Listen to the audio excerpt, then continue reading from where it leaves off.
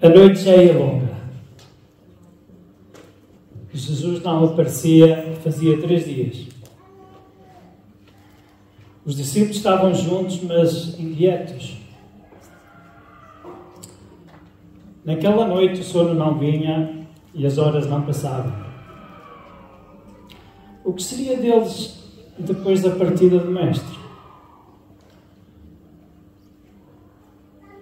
É certo que ele prometeu enchê-los do Espírito Santo, mas como iriam continuar a missão sem ele fisicamente do seu lado?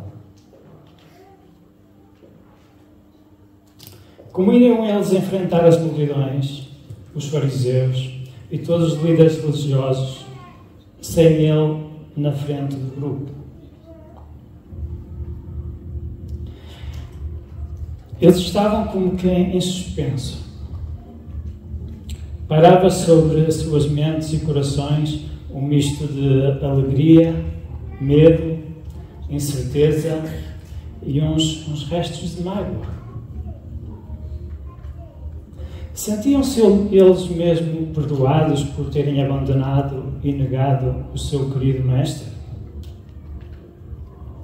Havia alguma mágoa nos seus corações? Porque, na realidade, toda a nação estava em suspenso. Todo Israel estava em suspenso. Desde as cidades da Galileia a Jerusalém e povoados da Judeia, tudo estava em suspenso.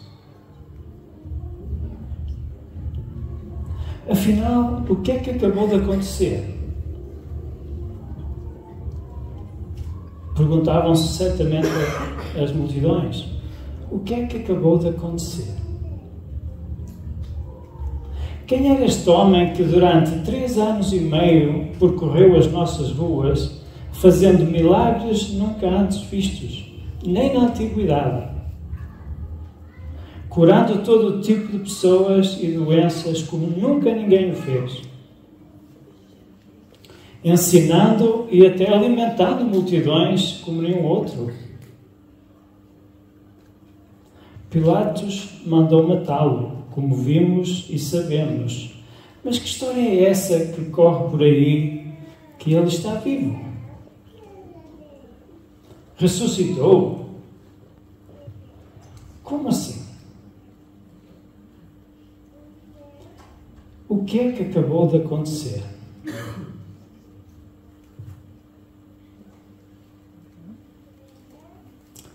Disse Pedro: vou pescar. Os outros responderam: nós vamos contigo. E a verdadeira história continua no capítulo 21 de João. É certo que eu disse muitas verdades, mas é apenas imaginação minha também, para nos fazer pensar o que realmente aconteceu, o que realmente estava a acontecer ali. O que aconteceu durante o ministério de Jesus, naquela região, naquelas cidades, naqueles povoados, naquelas ruas. O que é que acabou de acontecer?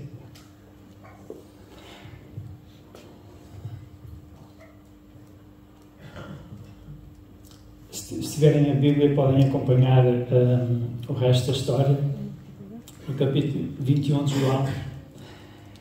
E eles então decidem ir pescar, os discípulos. Eles vão pescar para o mar da Galileia, o mar de Tiberíades. Eles andam toda a noite e não pescam nada. Ao amanhecer, Jesus está ali na praia e pergunta para o barco: filhos, vocês apanharam alguma coisa? Eles disseram: nada, não pescamos nada. Lancem a rede do lado direito do barco. Eles assim fizeram e lançaram e apanharam uma grande quantidade de peixes. Ao ver aquela situação, já conhecida por eles, João diz a Pedro: é o Senhor. Pedro típico dele, veste a capa. E estando ele ainda cerca de 90 metros da praia, lança-se ao mar. Veste a capa e lança-se ao mar. Deixa para trás o milagre que acabou de acontecer. E deixa os companheiros com o milagre que acabou de acontecer e lança-se ao mar em direção à praia. Na ideia dele, eu preciso chegar rápido. Eu não consigo esperar tanto tempo, ter que remar, arrastar o peixe até chegar à praia, até chegar ao pé do meu mestre.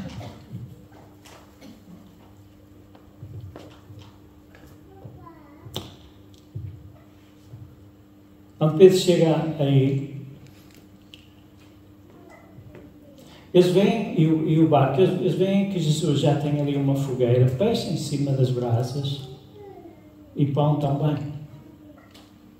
E ele diz: tragam alguns dos peixes que acabaram de pescar e venham, vamos comer.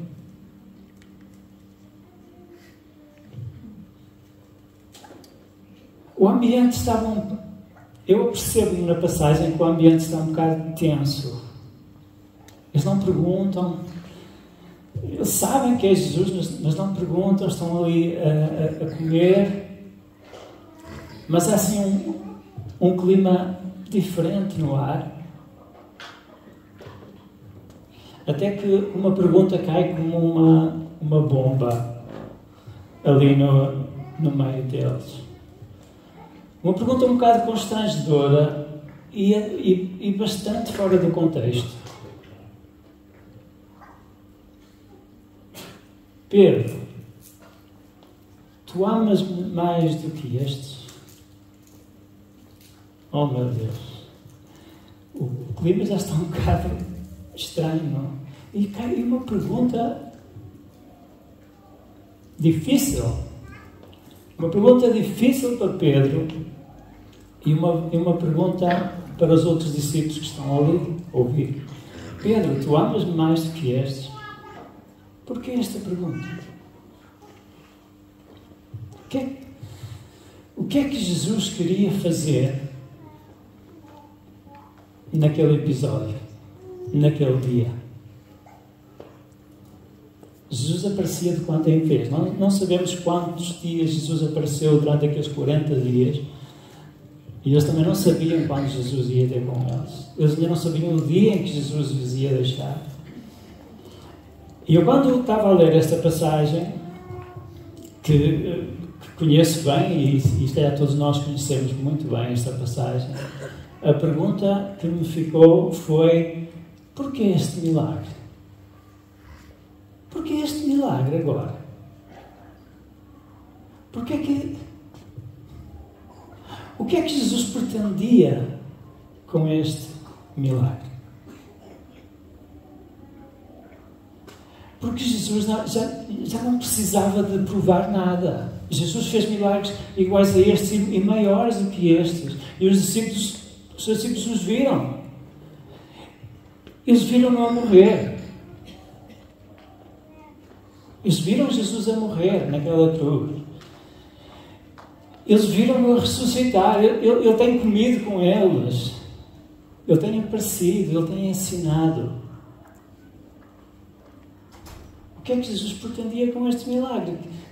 Não tenho a certeza, mas se calhar o único milagre que Jesus faz assim depois de ressuscitar.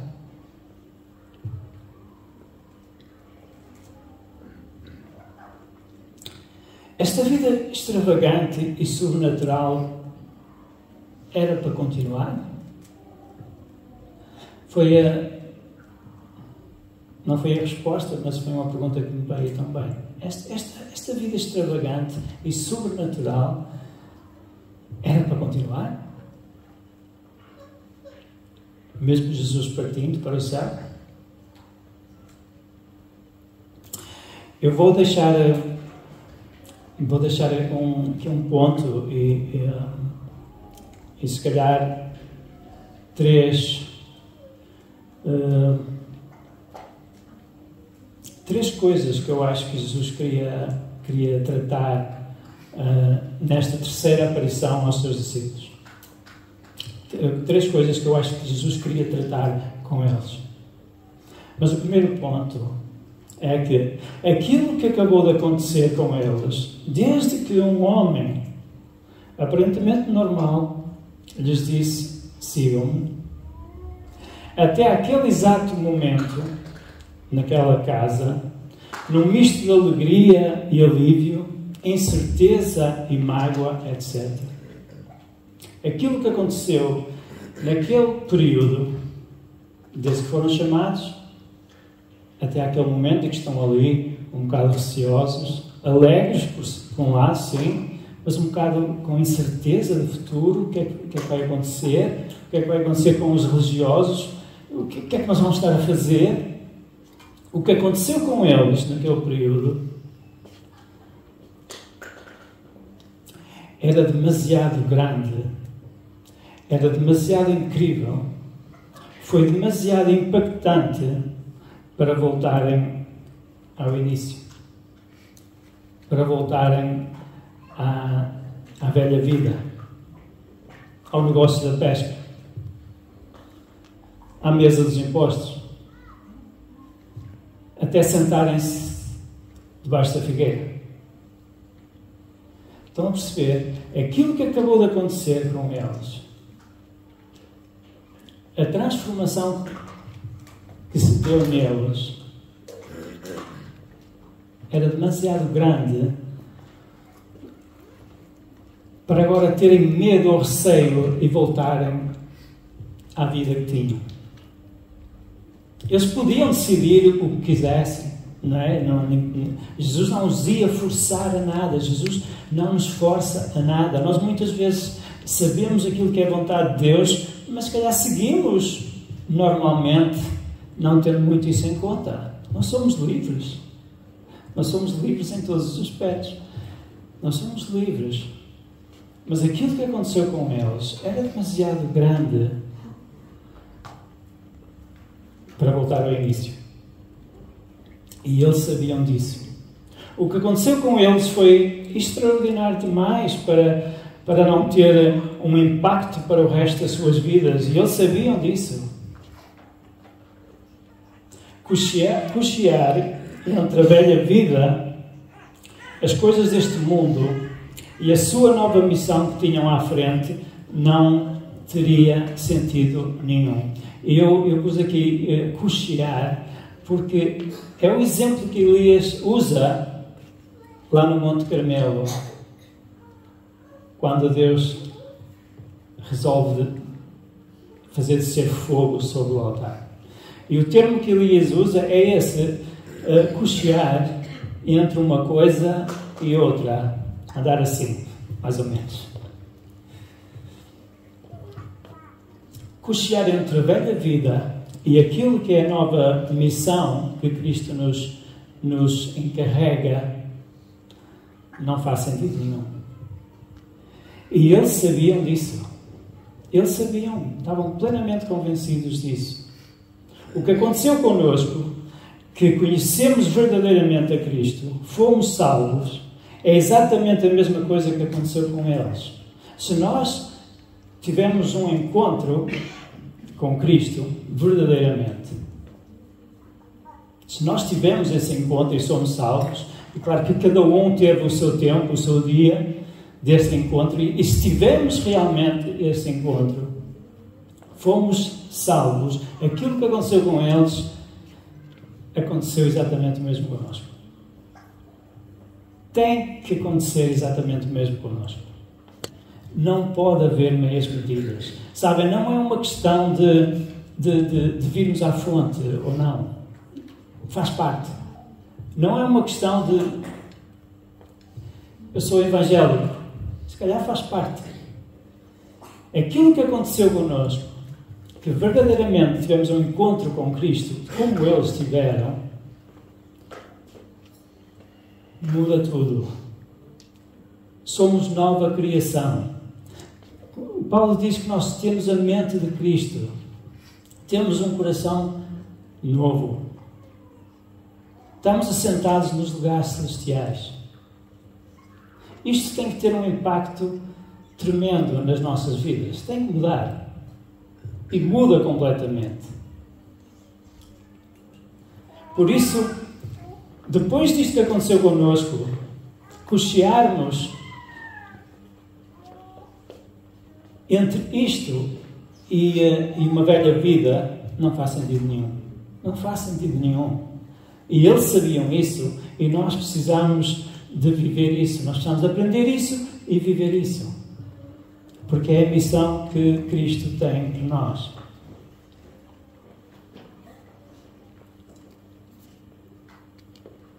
O que aconteceu connosco como estava a dizer, que conhecemos a Cristo, tem que ter um impacto tremendo na nossa vida. É demasiado grande. É demasiado grande para vivermos de uma maneira muito superficial. Isto precisa ter um impacto grande na nossa vida. Porque é a nossa missão no reino. Nós precisamos de perceber isso e nós precisamos de perceber e nós precisamos de viver isso. Jesus não espera menos do que isso. É o que Ele tem para nós. Não foi qualquer coisa que aconteceu connosco, nós os que queremos. Não foi qualquer coisa. Foi uma mudança radical. Se já conheceste a Cristo, se já entregaste a tua vida a Ele, é uma mudança radical. Tem que ser uma mudança radical. Foi isso que Jesus conseguiu para nós. Sabem, nós podemos viver a nossa vida normalmente, a nossa família. Nós podemos viver aqui em Penafiel ou Lousada. Nós podemos trabalhar aqui ou acolá. E são coisas muito importantes para nós. Nós temos essa liberdade. Mas essas coisas precisam circular, suportar aquilo que é o nosso verdadeiro foco, Cristo e o seu reino. Todas estas coisas precisam de fazer parte daquilo que deve ser o meu foco, o teu foco, que é Cristo e o seu reino e aquilo que Ele tem para nós como cristãos hoje. Todas estas coisas precisam estar envolvidas. E só assim faz sentido. Porque o nosso verdadeiro foco é Cristo. O nosso verdadeiro foco tem que ser o seu reino. Aquilo que Ele tem para mim e para ti. Aquilo que Ele tem para nós nos dias de hoje. Cristãos no século XXI, não é? O que aconteceu connosco é demasiado grande para não pensarmos e vivermos assim. Sermos cristãos não pode ser um hobby ou um passatempo e muito menos um descargo de consciência. Sermos cristãos precisamos viver a vida exatamente como Jesus quer de nós. Uma vida extravagante, uma vida completamente focada naquilo que Ele é, naquilo que Ele tem para cada um de nós. Esse é o ponto que eu queria deixar. E aquilo que eu acho que Jesus precisava de tratar com os discípulos naquele dia, a primeira coisa é Jesus precisava de despedir-se. Jesus precisava despedir-se definitivamente dos seus amigos. Seria difícil, não sei o quão difícil seria para Jesus, mas seria difícil para eles. É fácil entender isso. E Jesus precisava despedir-se deles. Precisava despedir-se dos seus amigos. Com quem partilhou, com quem comeu, com quem caminhou, com quem riu, com quem chorou. Jesus precisava despedir-se deles. Segundo, Jesus precisava de dar-lhe os últimos conselhos. Eles podiam estar receosos, inseguros, incapazes e até entristecidos, mas Eles iriam receber poder que viria do alto, que faria toda a diferença pelo Espírito Santo. Jesus precisava dar-lhes os últimos conselhos. A partir de agora, são vocês. Mas vocês não vão estar sós, eu vou enviar o meu Espírito para vos capacitar, para estarem com vocês. Não tenham medo de enfrentar as multidões, não tenham medo de enfrentar os reis e os governantes. O meu Espírito estará com vocês. É como que se eu próprio estivesse com vocês. Eu vou para o Pai, mas vou enviar o Espírito Santo. Eles precisavam de receber esses últimos conselhos. Em terceiro, Jesus precisava de restaurá-los. Na minha versão diz, Jesus restaura Pedro. Eu acho que diz assim em todas as Bíblias, independentemente da versão. Jesus restaura Pedro. Mas na realidade, Jesus precisava de restaurar a todos eles. Jesus precisava de restaurar os discípulos. Não podia haver qualquer mágoa nos seus corações. E quando vemos um Pedro muito inquieto, muito hiperativo, nota-se que ali há alguma coisa que o está ainda a afetar. E Jesus precisava tratar isso com ele, e Jesus precisava tratar isso com todos os discípulos que estavam ali, os outros 6 naquele momento.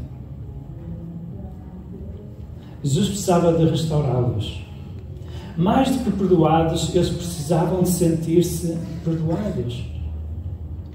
Livres de qualquer amargura que viesse a tornar-se um obstáculo na vida deles. Eles precisavam sentir-se completamente livres de qualquer coisa, de qualquer amargura, de qualquer mágoa. E Jesus sabia e precisava de tratar isto com eles. Pedro tinha, Pedro tinha claramente um problema de perdão, ou falta dele. Porquê é que eu digo isso? Bem, não sei. Na realidade não sei, mas eu acho que ele tinha um problema de perdão. E até eu acho que ele tinha um problema de competitividade com os outros. E Jesus precisava tratar isso com ele. E eu acho que ele tinha realmente esse problema de perdão, a falta dele, e isso precisava de ser resolvido. Jesus disse: Pedro, tu amas-me? E voltou a dizer: Pedro, tu amas-me? E pela terceira vez disse: Pedro, tu amas-me? Pedro ficou magoado, não é? Como nós lemos ali. Porquê que Jesus perguntou 3 vezes: Pedro, tu amas-me? E porquê que Pedro ficou magoado? Porque uns 15 dias antes, Pedro negou a Jesus exatamente 3 vezes. Ainda haveria uma mágoa ali no coração de Pedro. E Jesus queria tirá-la. E Jesus foi à ferida. Pedro, tu amas-me? Sim, Senhor, tu sabes todas as coisas. Pedro, tu amas-me? Sim, Senhor, tu sabes que eu te amo. Na mente dele, assim, eu neguei-te 3 vezes. E tu sabias isso. E tu sabes que eu te amo. E não é por eu dizer, tu sabes. E essa mágoa precisava de sair do coração de Pedro, precisava de ser limpo, precisava de ser restaurado.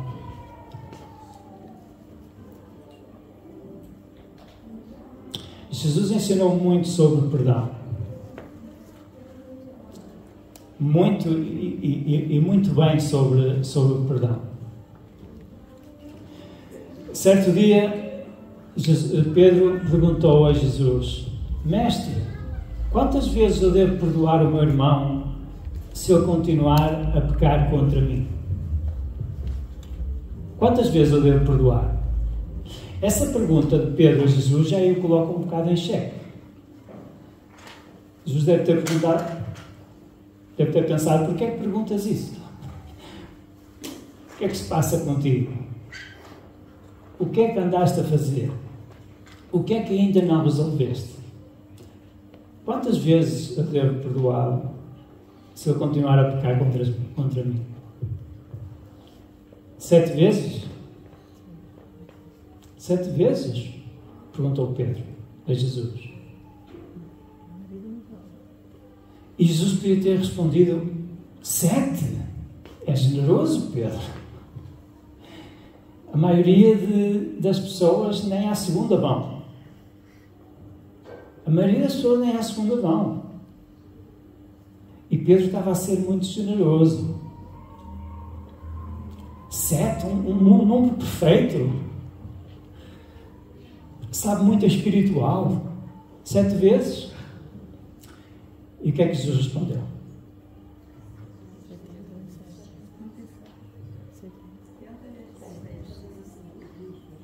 Mais alto? 70 vezes 7. 70 vezes 7. Já não 7, mas 70 vezes 7. Mas Jesus não disse isso.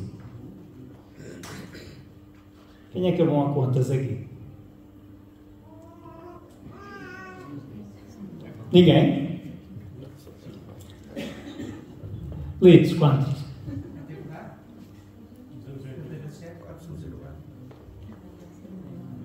Jesus não disse isso. Jesus não disse 7 vezes 7, 70 vezes 7, nem disse 490. Na realidade, ele disse 70 vezes 7. Mas o que é que ele queria dizer? O que é que Jesus queria dizer a Pedro? Olha, Pedro, se o teu irmão te magoar e pecar contra ti, perdoa-lhe 490 vezes. Às 491, aí já é demais. Obviamente, Jesus não estava a dizer 70 vezes 7. Jesus estava a fazer um jogo de números. Já que ele foi buscar o 7. Jesus estava a dizer: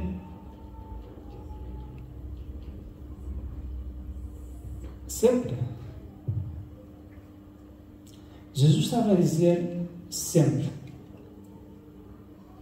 Não é uma questão de números, não é uma questão de limites. Pedro, eu quero te restaurar até que tu perdoas sempre. Não é uma questão de limite. Há limites para tudo, ouço muito, há limites para tudo. Pois Jesus não. Perdoa sempre. É aquilo em que nós nos tornamos em Cristo. E Pedro tinha esse problema e Jesus precisava de tratar esse problema. Perdão não é tanto uma coisa que se ensina à mente, é mais um estado de alma. Pai, perdoa-lhes porque não sabem o que fazem. Pai, perdoa-lhes porque não sabem o que fazem. Jesus estava numa agonia que para nós não entra na nossa mente. Jesus, depois de chicoteado, cuspido, bofeteado, levar com paus, colocar-lhe uma coroa de espinhos na cabeça, depois de ser pregado na madeira. E isso é um longo período de tempo, desde o início até ali. É uma agonia inexplicável. Está ali a morrer. E Jesus é capaz de dizer: Pai, perdoa-lhes porque não sabem o que fazem. Se nós tivéssemos esse poder, nós iríamos dizer: Pai, manda um fogo e acaba logo com eles.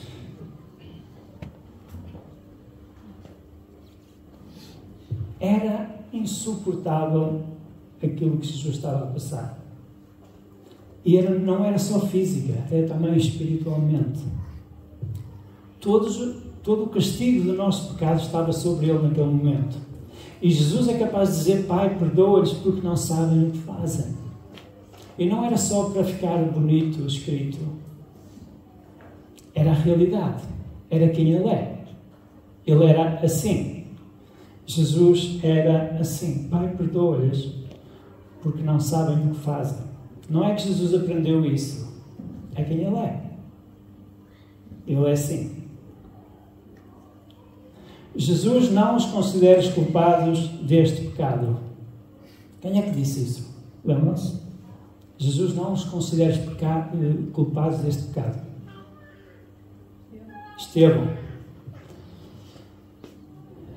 Estevão, exatamente igual como Jesus, às portas da morte, sendo apedrejado até à morte. E sabem, ser apedrejado até à morte, Deus me livre, não é? Ser apedrejado até à morte é necessário que pedras nos atinjam nos nossos...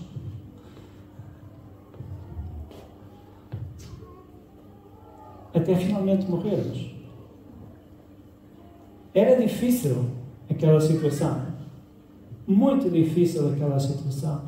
E Estevão vê o Pai, o céu aberto, e o Pai Jesus ao seu lado, e ele diz: Jesus, não os consideres culpados deste pecado.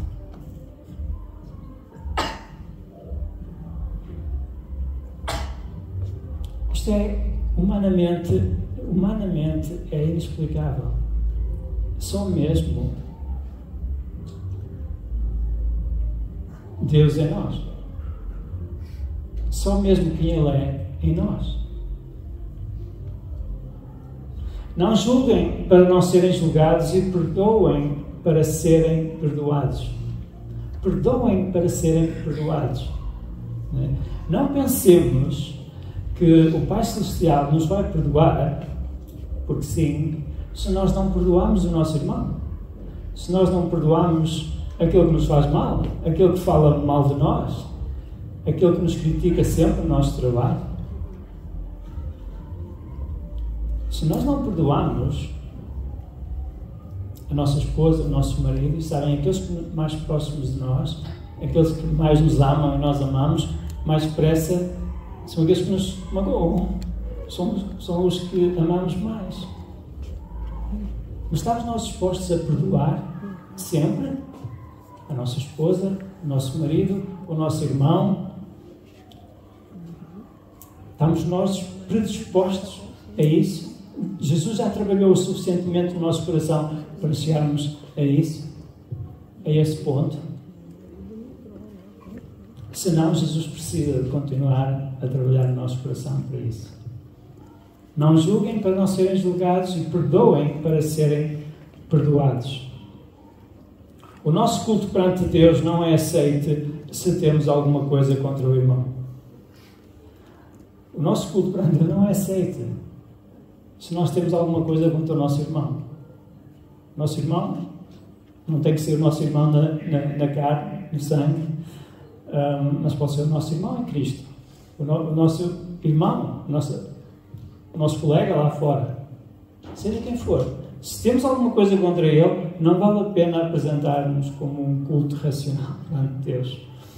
Jesus disse assim: se vais entregar a tua oferta, mas tens alguma coisa contra o teu irmão, esquece. Põe aí a oferta, vai reconciliar-te com o teu irmão, depois vem e apresenta a oferta. E a oferta não tem que ser a oferta. A oferta é nós mesmos perante Deus, a maneira que nós nos entregamos perante Deus. Isso é a oferta que Jesus estava a falar. A maneira que nós nos entregamos a Ele, a maneira como nós o adoramos, a maneira como nós o buscamos. E não funciona se temos uma coisa contra alguém, uma ofensa contra alguém. Se trouxeres a tua oferta, mas tens alguma coisa contra o teu irmão, deixa a tua oferta, reconcilia-te com o teu irmão e depois apresenta a tua oferta.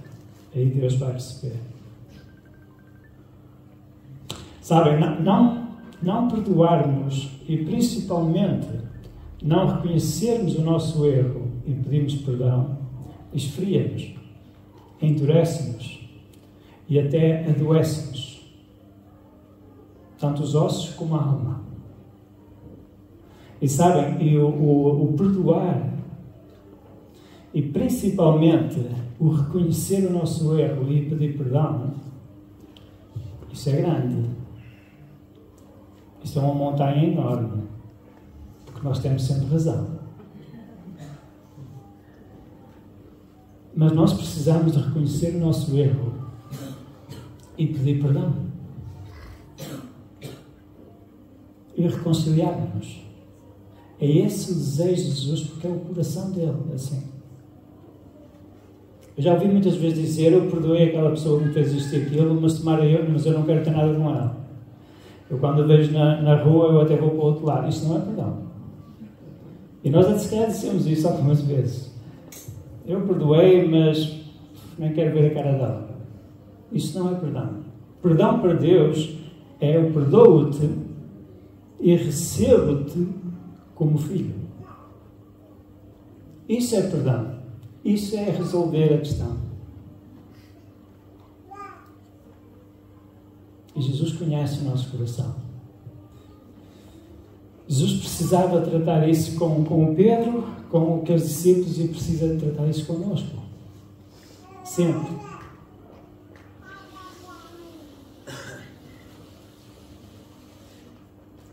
Jesus queria tirar esse peso do Pedro, dos discípulos. E porventura querá tirar esse peso de nós. Não há nada mais libertador. Se tens alguma ofensa contra alguém, se tens alguma coisa contra mim, vem e fala comigo. Se tens alguma coisa contra o teu irmão, resolve. Se tens alguma coisa contra alguém que não está aqui, liga-lhe. Mas trata disso. Isso é importante para Deus. Isso é importante para Jesus. E Jesus foi um exemplo tremendo, não só a ensinar, mas a ser.